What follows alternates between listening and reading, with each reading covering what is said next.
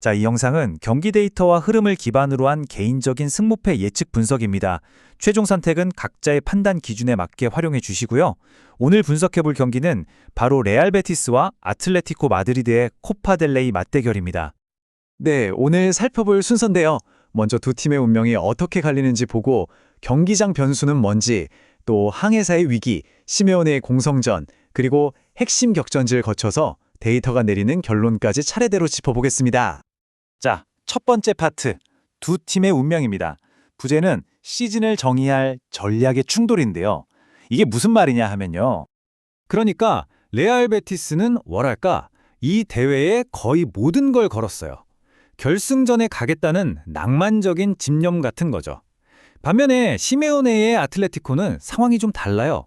올 시즌에 자칫하면 트로피 하나 없이 끝날 수도 있거든요. 그래서 이 구강컵이 거의 마지막 현실적인 구원의 밧줄인 셈입니다. 절박함이 다르죠? 자, 두 번째로 넘어가서 경기장 변수입니다. 이 라카르투아라는 경기장이 아주 독특한 특징이 있거든요. 한번 파헤쳐보죠. 보통 홈 경기장이라고 하면 관중 함성으로 원정팀을 압도해야 하잖아요. 근데 여긴 좀 이상해요. 이 육상 트랙 때문에 소리가 다 퍼져나가 버리는 거죠. 그러니까 관중 압박이 확 줄어들어요. 이게 참 아이러니한 게 홈팀인 베티스보다 원정팀인 아틀레티코한테 오히려 더 좋은 환경이 되어버린다는 겁니다. 게다가 잔디 상태도 말이 아니에요. 너무 많이 써서 엉망인데 이런 데서는 세밀한 패스 플레이? 어렵죠. 그냥 몸으로 부딪히는 축구가 될 가능성이 아주 높습니다. 자, 보세요. 관중은 71,374명이나 들어오고 경기장 크기도 105m에 68m로 표준 규격이에요. 근데 이게 다가 아니죠. 진짜 중요한 건 바로 이 잔디 상태, 그리고 여기가 진짜 홈이 아니라는 점. 이 두 가지 때문에 베티스가 가져가야 할 홈 이점이 거의 없다고 봐도 무방합니다. 오히려 마이너스가 될 수도 있겠네요. 자, 다음은 항해사의 위기, 바로 레알 베티스의 상황입니다. 지금 페이그리니 감독 머리가 아주 아플 거예요. 미드필더진이 거의 초토화됐거든요.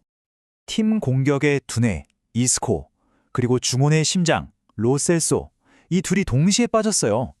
이건 뭐 공격을 조립할 설계도 자체가 없어진 거나 마찬가지예요. 근데 여기서 끝이 아닙니다. 상대 역습을 제일 앞에서 막아주던 방패, 암라바트까지 없어요. 한마디로 중원이 텅 비었다고 봐야죠. 이게 바로 최근 발렌시아전에서 그대로 드러났습니다. 결과는 2대1로 이겼지만 내용을 뜯어보면 좀 아슬아슬해요. 이 기대 득점 값을 보면 베티스는 1.82골 정도 넣을 찬스를 만들었어요. 공격은 살아있다는 거죠. 근데 문제는 수비예요. 상대에게 1.91골이나 먹힐 뻔한 위기를 내줬다는 겁니다. 이겼지만 수비는 엄청나게 흔들렸다는 뜻이죠. 자, 이렇게 중원이 무너진 상황에서 베티스가 믿을 구석은 딱 한 명뿐입니다. 바로 파블로 포르날스죠. 와, 이 숫자를 보세요. 2.1. 이게 바로 포르날스가 얼마나 중요한 선수인지를 보여주는 숫자입니다.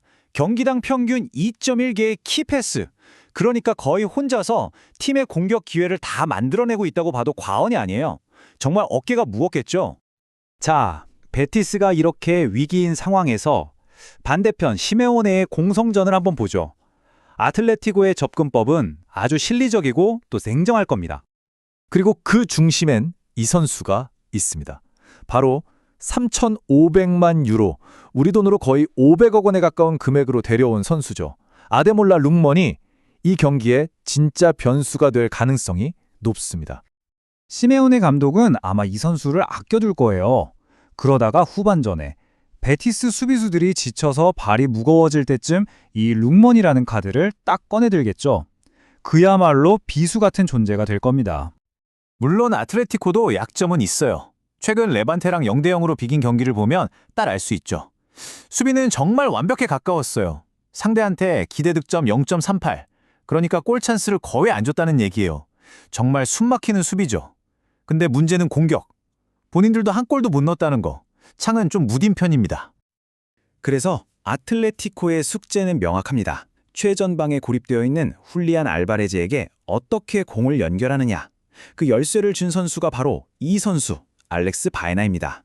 바에나의 발끝에서 공격이 시작되어야 해요. 자, 그럼 이 경기는 도대체 어디서 승부가 갈릴까요? 제가 보는 핵심적인 전장은 세 군데입니다. 첫 번째는 측면이에요.